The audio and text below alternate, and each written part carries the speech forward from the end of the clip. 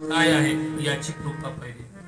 आता मला सांगा, आता तुम्ही जे कीर्तनाला आलात ते देहाची कृपा झाली म्हणून आला का मनाची कृपा झाली म्हणून आला? कोण आणले आपल्याला इकडे? कोण आणलं बाबा? या मनाची कृपा झाली. आपल्या या इंद्रियाचा मालक मन आहे बरं का. त्याने जसं असणार महाराज सूत्र हलवेल. आपला मनाचा पंतप्रधान म्हणजे कोण? आपल्या इंद्रियाचा हा मन राजा बरं का. त्याला तुकोबा येतात मनू राजा एक आणि त्याच्या इच्छेने सगळं चालतं. त्यानं जर म्हणलं नाही उद्यापासून भजन कीर्तन बंद तर बंद. त्यानं म्हणलं नाही बाबा याच्यामध्ये आपलं हित आहे, मग चला चला. आणि त्या पद्धतीने त्याची कृपा जर झाली, महाराज सांगतात मनवोनी आलो या दिशा. बाबा जर समजा जर हे सगळं होत नव्हतं तर कुठं जात होतात काय नाही त्याचा विचार आपल्याला करता येत नाही. मग या मनाला स्थिर करण्याकरता हे मन कुठं स्थिर राहील बाबा?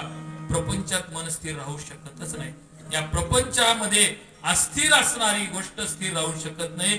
या भगवंताला स्थिर करणार, या मनाला स्थिर करणार एकमेव साधन म्हणजे भगवंताचे चरण. बघा एक सूत्र सांगितलेलं आहे, उत्तमानाम स्वरूपमे पाद शब्देन भन्यते. उत्तम म्हणजे चांगलं, आणि उत्तम शब्दाचा विचार करत असताना भगवंताचे चरण सुद्धा दाखवलेले आहेत. आणि त्या चरणाला पाहिल्याबरोबर आपलं मन स्थिर राहतं. त्याच्याकरता या मनाला आलंबन द्यावं लागतं, या मनाला स्थिर करणारा विषय द्यावा लागतो. बघा माशी सगळ्या ठिकाणी बसते, आपल्याला ज्ञात आहे. माऊली त्याला दृष्टांत देतात, सगळ्या ठिकाणी माशी बसते. पण मला सांगा बाबा कधी विस्तवर बसली का? का बसत नाही?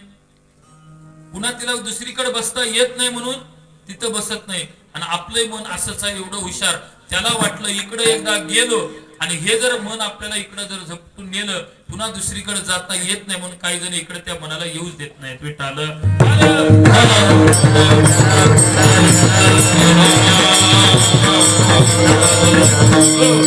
एकदा जर इकडे माशी बसल्यानंतर विस्तवर माशी पाक पाकडे तो हे सरे. मग त्या पद्धतीने या मनाला भगवंताचं विषय देण्याकरता काय करावं लागतं?